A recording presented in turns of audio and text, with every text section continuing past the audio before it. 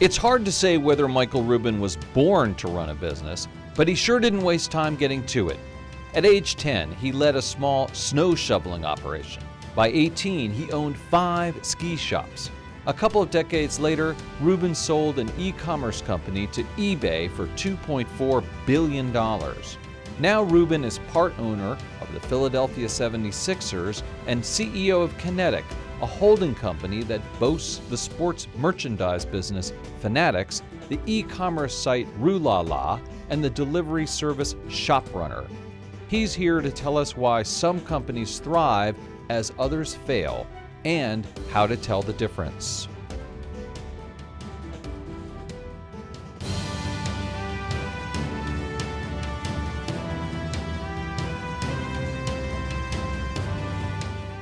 Hello everyone, and welcome to Influencers. I'm Andy Serwer, and welcome to our guest today, Michael Rubin, chairman of Fnatic and part owner of the New Jersey Devils and the Philadelphia 76ers. Michael, great to see you. Thanks for having me. So I want to start off by talking to you about your businesses and Fnatic, which owns Fnatic, Rulala, and some other companies as well, and ask you what's going on with the American consumer. How's business going for you right now? Business is really strong. Now, we're in the e-commerce business, and certainly within retail, all of the growth in retail is coming from e-commerce. But our business has been very strong. We're having our record holiday in each of our companies, and I think overall I'm very bullish on the consumer. I mean, a lot of people talk about the American consumer being the last man standing here, and so you're still seeing strength going forward, no weakness. Yeah, our business has been really strong across the board. Fnatic is our biggest business. We had the holiday season, which really starts with kind of what you call this kind of the Thanksgiving and Cyber weekend. We were up over 20% on a comp basis. Really happy with those results. Rulala and Gilt has been really strong, and ShopRunner has been strong as well. So all of our companies have been great, and I'm not seeing any signs other than positive vibes from the American consumer. And so how does your holding company work in the organization? How do the companies get knit together? They're actually really not knit together at all. So one of the things that I learned in my old company, GSI Commerce, that eBay bought in 2011 was, we did a lot of things right, but we also did a lot of things wrong at that company. And so I've really learned focus is everything. So when I started these businesses, when I bought them back from eBay in 2011, we bought back Fnatic, Rulala, and ShopRunner. We said we wanted to put all of our energy into those 3 companies, but we wanted to run them with separate cap tables, separate CEOs. We wanted people that woke up and went to bed every day completely focused on how to make those businesses successful. And so there's really very little synergy between the businesses other than me as a common owner. You know, it's interesting, Michael, because I always see people who have holding companies, and there's this sort of tug of war. You let them be completely independent, or you put them together. And so you are of the school that you don't put them together. I mean, you have like servers or legal even nothing. Nothing. Now, within Fnatic's been a pretty aggressive company. When I bought the company back from eBay in 2011, it was $250 million in revenue the previous year. Yeah. Next year it'll be $3.2 billion. Through that, we've done several acquisitions. We bought Majestic, the baseball uniform company, to help us build our vertical apparel manufacturing capabilities. We bought Fans Edge, which was a pure play e-commerce company. We bought sportsmem.com, which is a big online collectibles company.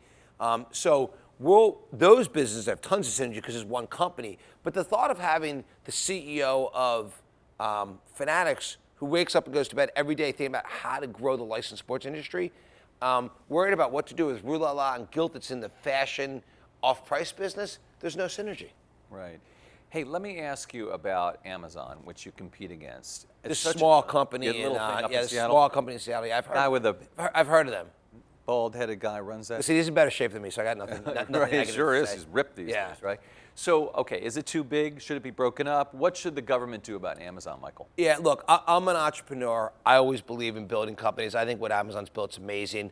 The truth be told, and I say this, and people kind of look at me with 7 heads when I say this, but if it wasn't for my belief on how successful Amazon was going to be, Fnatic wouldn't be what it is today. So I looked, Amazon was the company that I was obsessed with when I started my company, GSI Commerce, in 1999, sold it to eBay in 2011, and our retailers competed with Amazon day in and day out. So we worked with companies like Ralph Lauren and Toys R Us and Estee Lauder and Burberry and Dick's Sporting Goods, and we helped them run most, if not all, aspects of their e-commerce businesses. and they were competing, head on with Amazon. So I looked at Amazon 15 years ago and said, they're taking over retail. I looked at Alibaba in China and said they're taking over retail. And so my belief was the only way to be successful in e-commerce was to have complete differentiation. So when I built Fanatics, when we first bought it back in 2011, it was really like a Zappos of the licensed sports category, selling other people's merchandise without a tremendous amount of differentiation. We said if we didn't change the business, we'd be dead. We wouldn't be here. And so we built a strategy to do several things.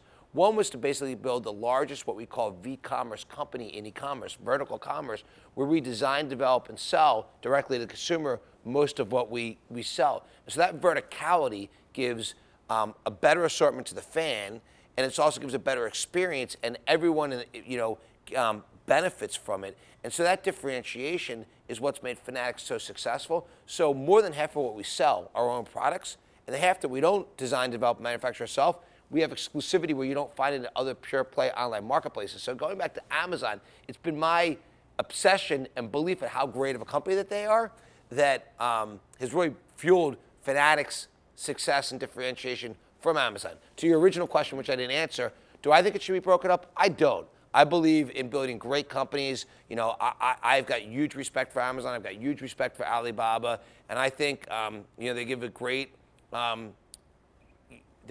experience to the consumer, and so I'm a fan of what they're doing. For me, it's also driven me to say, how do I differentiate myself? You can't buy a Tom Brady jersey or a Joel Embiid or Ben Simmons jersey at Amazon because that product is unique to Fanatics. Do you ever talk to Bezos or Jack Ma? I've met Jeff a few times. Have had nice conversations. We've actually talked more about social issues. I was heavily involved in a really good friend of mine who went to prison for no reason, didn't commit a crime, was sentenced to prison for 2 to 4 years. Meek Mill, Amazon did a big documentary on him. So a lot of my conversations with Jeff have been about how to make the world a better place, the country a better place, and less focused on business. I want to talk to you about Meek a little bit later. What about SEO and Google? Isn't that how people find those products? I mean, they don't necessarily go to Fanatics, at least initially, until they've logged in, but they're looking for that Joel Embiid jersey, so they just type that in, right? Yeah, so today, not only do we own Fanatics, which is our largest individual website, but we also we operate the NFL Shop, the NBA Store, the NHL Store, Major League Baseball Store. We operate hundreds of individual team sites. So today, as a consumer, many people go directly to Fanatics. Many people go directly to the league sites. Many people go directly to the team sites. Also, lots of people go to Google. That drives probably 20% of our business. People will go to Google and search for a specific product, and in many cases, they end up at one of our sites. Very interesting. And you mentioned China. So let me ask you, we have this trade war going on. Is that hurting you? How much do you source from China? It's a really small percentage of our business. If you think about the sports business, there's so much change that happens every day, and that's what makes our business so unique and so special. I walked in, you're talking about your team, the Redskins, and if the Redskins, had a good run, you're going to be running to go. You're going to be running to go buy products right away because you're excited to represent that team. And so when you look at our business, players that do great things, they break out. Players that get injured, they become irrelevant from a sales perspective. Teams, become hot and cold. And so our whole business is about having exactly what the fan wants, exactly when they want it, in every color, size, any way you can imagine. And so sourcing for that merchandise is generally much closer to where it's being sold. And so China's a pretty small part of our business. I think it's only about 3% of what we source today. You're a sports freak. What do you like about sports? I mean, you're involved. You're a team owner. You're selling the merchandise. Yeah. You learn from both parts, and they inform each other, right? I do. I mean, look, the first thing I tell you is, I grew up a huge Sixers fan, and I'm really fortunate to be. Who were your teams when you were growing up? Like Sixers and Eagles. Like what? And what era was that? Like, so what were the players? I'd say Todd McGraw, Mike Schmidt from the Phillies, Randall Cunningham, Julius Erving from the Sixers. Yeah, great. But I was a good sports fan, not a great sports fan as a kid. I didn't grow up in a sports household, but I certainly, was definitely a fan of the Philadelphia teams, and certainly Eagles and Sixers were the teams I was most passionate about. For me to get a chance to be part of your hometown team is really special. I lived both in Philadelphia where my daughter is, and then I spent some time in New York as well. So, being part of the Sixers has been an incredible opportunity. I've learned a lot from it. I think I've added a little bit of value to it as well. And for me, it's also incredibly synergistic to our business. I mean, we have one of the most exciting companies in sports. Again, Fanatics it's probably one of the fastest growing companies, or maybe the fastest growing company in the sports industry of scale, and one that we're just getting started with. So the Sixers have improved since you bought them. You and your group bought the team, I think, in 2011. Yeah. And on the past 2 seasons, you made the playoffs. With any luck, you'll do that again this year. How have you helped the team turn around? What have you done? So I'd say Josh Harris and Dave Blitzer put together the deal, and they're the managing partners. They bought the team in 2011. They were looking for partners that could add some value. I was a guy from Philadelphia, grew up in the sports business. Made a lot of sense for me to, become their partner. Look, I think Josh and David, similar to me, I think everyone comes with a real long-term perspective. I think Josh and David didn't want to be stuck in the middle, and so they said, how do we build a team to win for the long term? And so I think they made a lot of long-term decisions to really benefit the team. I think that's really been paying off in the last couple of years. Now, at the end of the day, anyone who tells you anything differently, then you're in sports to win trophies. If you don't win trophies, you're actually not succeeding. So until we actually win championships, we haven't done what we've set out to do. But that's what the organization's focused on. We've got a great GM in Elton Brand.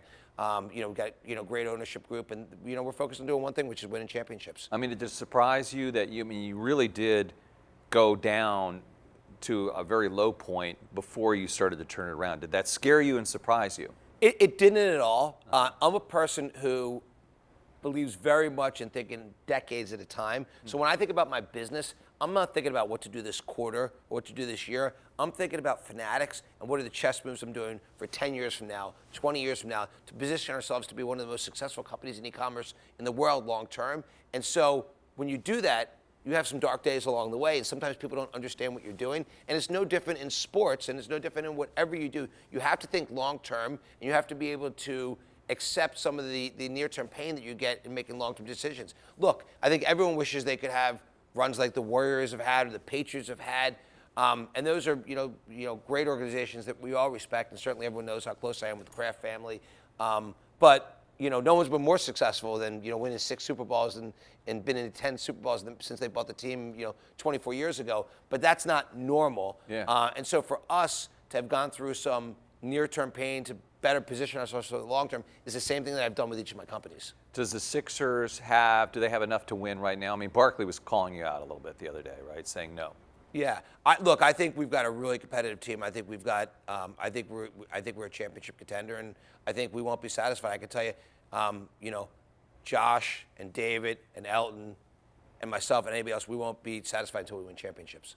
And what about the Devils? How are things progressing there? Yeah, I'm actually, it's interesting. The ownership group that Josh and David put together own both the Sixers and the Devils and Prudential Center together. I'm really, my hockey knowledge is far less. I think Josh and David are comfortable. We've got the right long-term strategy there. But I'm very mentally committed and involved both as a fan and as a part owner in the Sixers. In the Devils, I know less, and I won't be able to speak as well as kind of where it's going. But I can tell you, I think everyone's confident that we've got the right, kind of plan to be successful over the long term. You have ambitions to own other teams, maybe an NFL team at some point?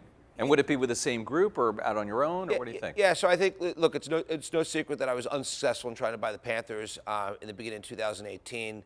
I think the price that was paid for the team was a fair price. We just, there was complexity in getting it done. Yeah. I would have liked to done it. I think NFL's fortunate to get Dave Tepper as an owner. He's going to be a good owner. I think he's already adding value to the league. But sure, I think for the right opportunity, I'd like to do it. The good thing with me, to be blunt, is I wake up every morning and go to bed every night so excited about what I'm doing.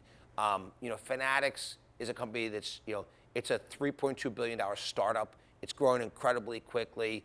Rue La La and Gilt, we just bought Gilt a year ago. That merger's going really well. We just partnered with Simon, the real estate group, who is now my 50-50 partner in that business. And we're going to build this online outlet marketplace that I think we have incredible aspirations for. Shop owners doing really well. And, each of these businesses bring excitement and joy to my life every day. The Sixers have been a tremendous amount of fun for me. And look, Well, I had no desire to get involved with it. What happened with my friend Meek Mill and what we're doing, we're starting the Reform Alliance, and we've raised more than $50 million, and I have the best founding partners, but incredible organization to change probation and parole laws. So I'm having a great time. So it's a long-winded way of saying, if the right NFL opportunity comes up, I would do it and be excited to do it, and if it doesn't, I'm completely content. Like the Redskins, if they became available? Look, Redskins is a great team. Dan Snyder's a good friend of mine. I don't see him ever selling the team, but it's a great franchise and a great market, and one that I think many people would love to own. Okay, let me ask you a little bit about going public, the IPO market. It seems the way you're talking that going public is not a priority. Here we are at the NASDAQ, but you're talking about this long-term planning and the vision, and that is counter to a lot of forces in the public markets. Yeah, so first I'll tell you, we started Fanatics in 2002. I bought it back from eBay when they bought GSI Commerce in 2011. And so it's now been a private company for 8 years. We've raised $1.7 billion from investors. So ultimately, we have a responsibility to our investors to get them a good outcome. And going public is probably the most likely longer-term plan. That said, there's so much for us to do, and it's so great to be a private company to be able to think longer term. So I think being public makes sense longer term, but there's no rush from our sense to get public. Let me switch back to sports a little bit, Michael, and ask you about politics in sports, which has been a really difficult area for people to sort of navigate. We had Colin Kaepernick.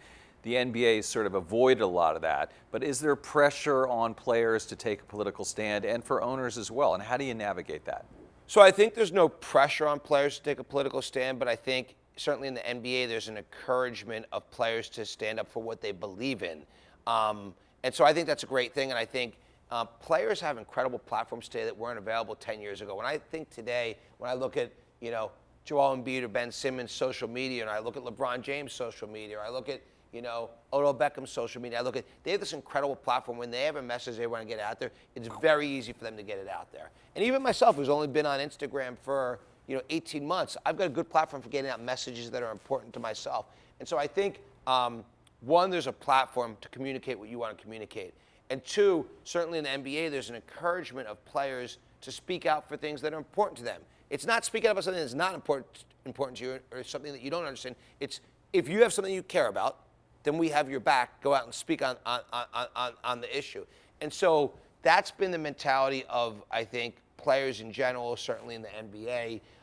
I'll tell you, from an ownership perspective, I think people have generally really shied away from it. And I get it, because people, get nervous about having politics and sports come together. For me, I had no choice.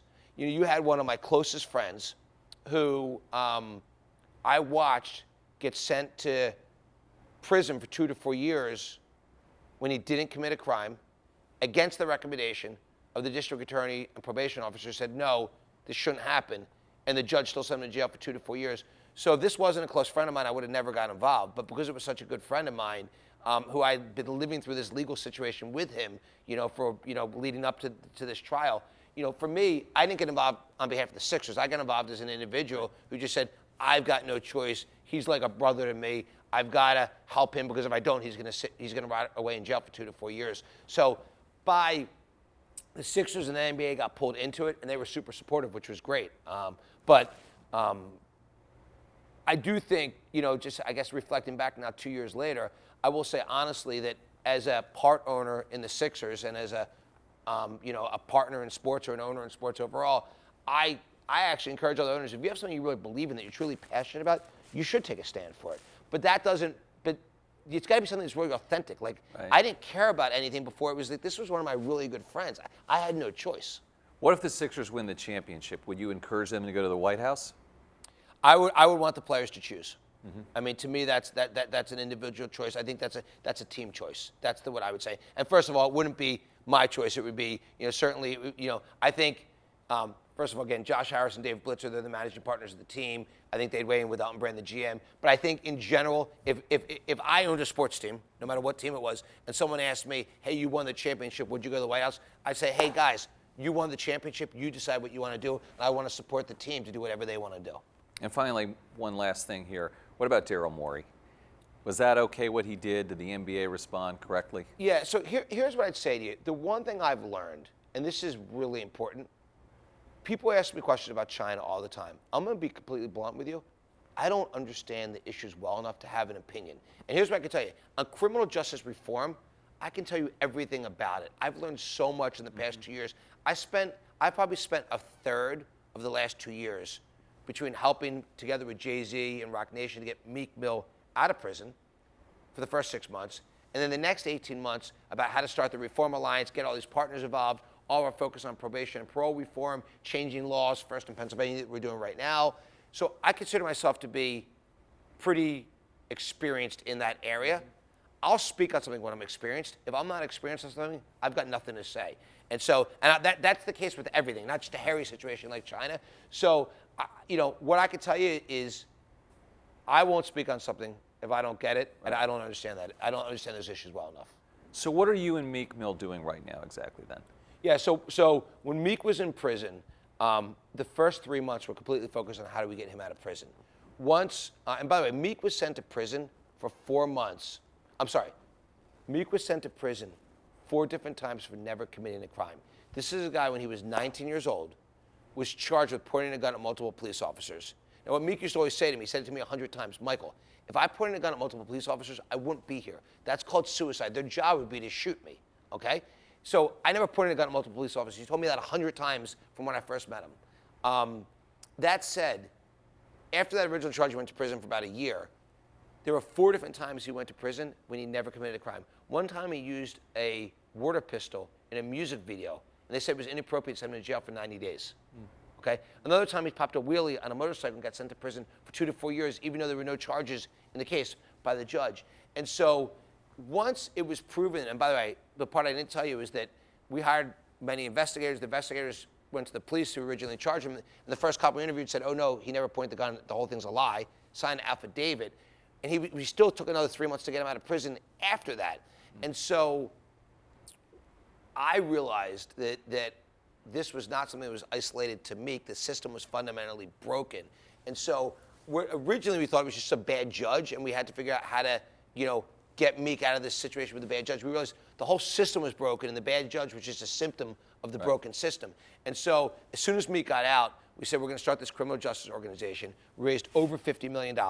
Myself, Meek, Jay-Z, Robert Kraft, Dan Loeb, Mike Novogratz, Robert Smith, Joan Clara Sy, Lauren John Arnold, all names that I think you're probably very familiar with, committed over $50 million of our own money, and we're focused 100% on changing the probation and parole laws in each state to where they make sense. So the perfect example is that in Pennsylvania, there's no limits on how long you can be on probation. So Meek was on probation for 12 years. He had another 6 years left. So if Meek literally jaywalked. He literally looked the wrong way at somebody, which, by the way, it happened 4 different times. You get sent back to prison if you have an aggressive judge like he had.